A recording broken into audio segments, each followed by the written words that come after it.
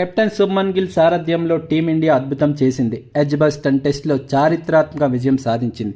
చివరి రోజు వరకు సాగిన ఈ మ్యాచ్లో భారత్ 336 పరుగుల తేడాతో ఇంగ్లాండ్ని చిత్తు చేసింది. ఎడ్జ్బాస్టన్లో భారత్కి ఇదే తొలి విజయం. ఈ వేదికపై భారత్ ఇప్పటి వరకు ఒక్క విజయం కూడా సాధించలేదు. 8 మ్యాచ్లు ఆడితే 7 ఓడింది, 1 డ్రా చేసుకుంది.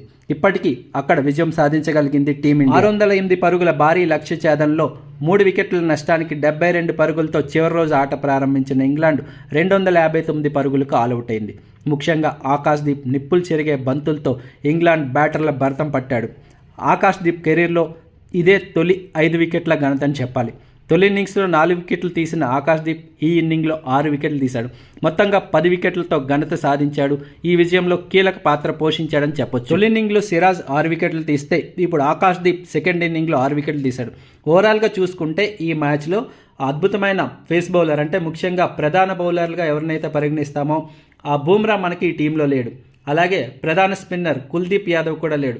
ఇలాంటి సమయంలో 10 వికెట్లు అంటే తొలి ఇన్నింగ్స్లో 10 వికెట్లు, సెకండ్ ఇన్నింగ్లో 10 వికెట్లు, ఓవరాల్గా 20 వికెట్లు తీయడం అసాధ్యమని చాలామంది విశ్లేషకులు కూడా చెప్పారు.